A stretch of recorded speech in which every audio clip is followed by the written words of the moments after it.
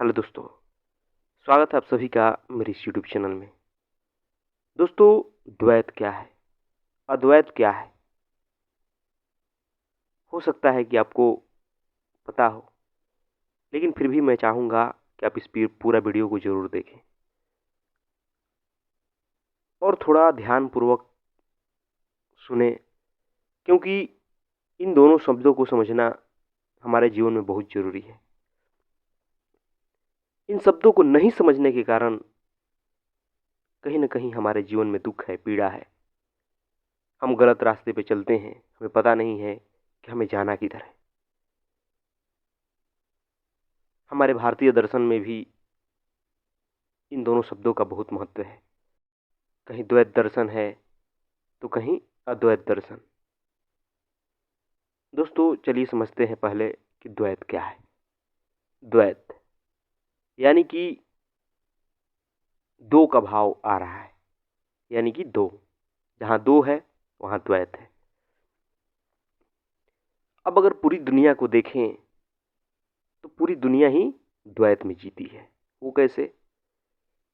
मैंने कहा कि जहां दो है वहां द्वैत है, यानी कि जहां विषय है और विषयी है, जहां दृष्टा है और दृश्य है, जहां अनुभव करता है और अनुभव करने वाला पदार्थ है, वहां दो है। जहां मैं भी हूं और संसार भी है, वहां दो है। और आप खुद ही देखें, पूरी दुनिया को देखें कि वो कैसे जीती है। दुनिया का हर इंसान यही समझता है कि मैं हूं और मेरे द्वारा किसी चीज को देखा जा रहा है, मेरे द्वारा किसी चीज का अनुभव प्राप्त किया जा रहा है। मैं हूं और ये मेरे रिश्ते हैं, मेरा घर है, मेरा मकान है, मेरे पड़ोसी हैं, मेरी नौकरी है, मेरे भगवान है। हर जगह दो है, हर जगह दो। और तभी तभी यह संसार हमें दिखाई देता है। और धर्म में भी अगर देखा जाए तो यह दो का भाव रहता ही है, मैं और मेरा भगवान। तभी तो हम किसी की पूजा करते हैं, आराधना करते हैं, उसे मनोकामना पूरा करने की इच्छा रखते हैं। बिना दो को कायम किए हो ही नहीं सकता है।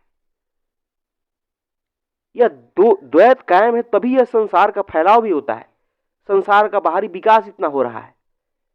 नए नए आविष्कार हो रहे हैं, सड़कें बन रही हैं, पुल बन रहा है, नए नए खोजे हो रहे हैं, लोग दूसरे ग्रहों की यात्रा कर रहे हैं, सुख सुविधाओं की चीजें रोज नई नई बन रही है और हम उसे प्राप्त करना चाहते हैं। यह सिर्फ इसलिए है क्योंकि हम द्वैत में जीते हैं, क्योंकि हमने यह मान रखा है कि मैं अलग हूं और दुनिया अलग है। और इस कारण हम दुनिया के चीजों से स्वयं को भरना चाहते हैं, खुश होना चाहते हैं।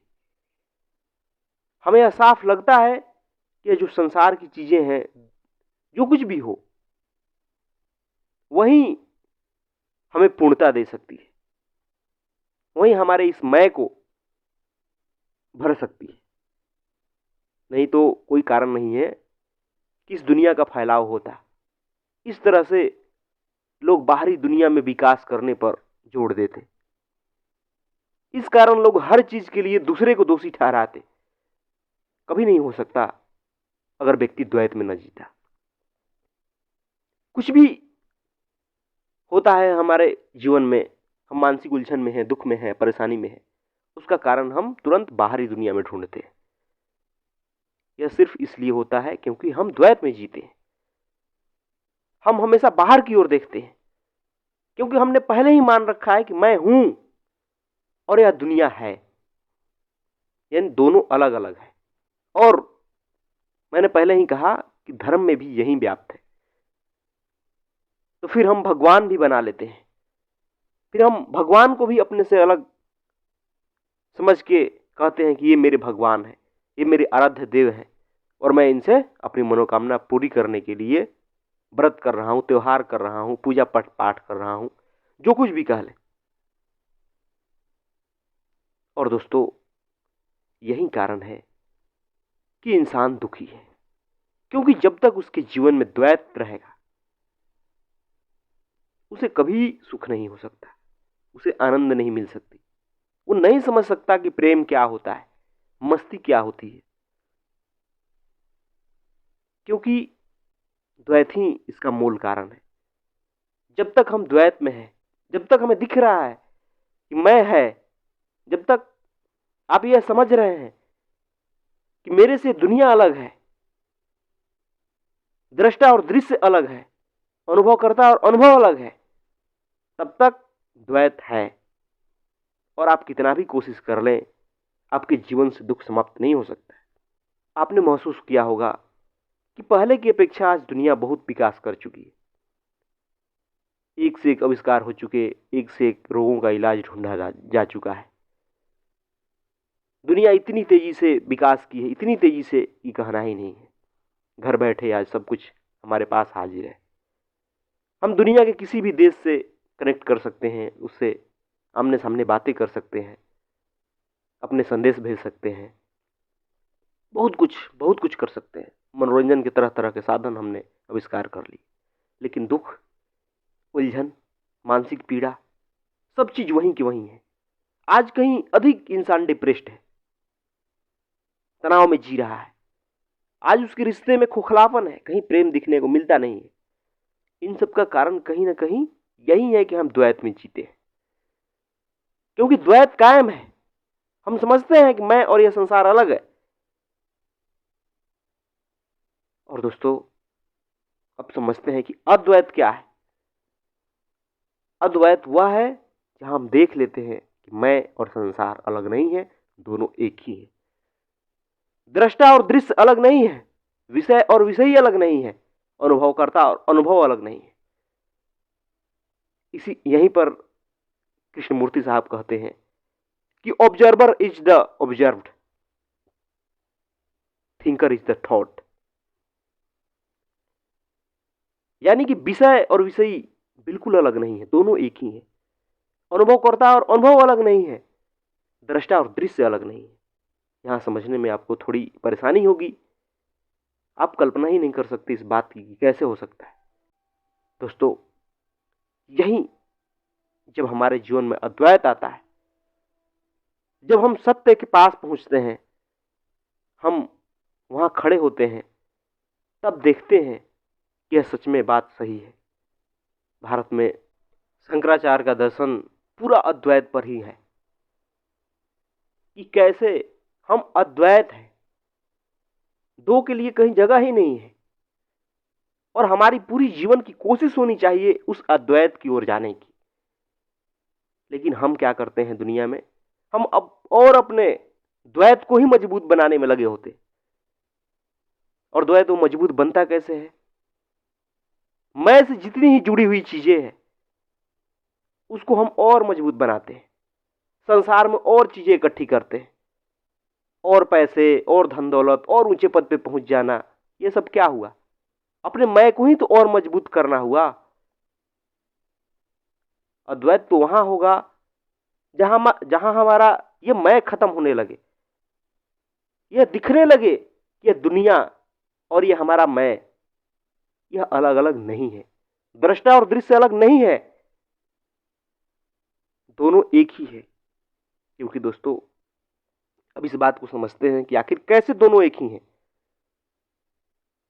तो गहराई में जाएंगे, गहराई में जाएंगे, परत दर परत अपने मन को उघाड़ेंगे, तो साफ देख पाएंगे कि कैसे यह संसार हमारे मैं को बनाया है, समाज की कंडीशनिंग हमारे मैं को बनाई है, विचारों से ही हमारा मैं बना है। नहीं तो हमारे जीवन में कहीं मैं नहीं था।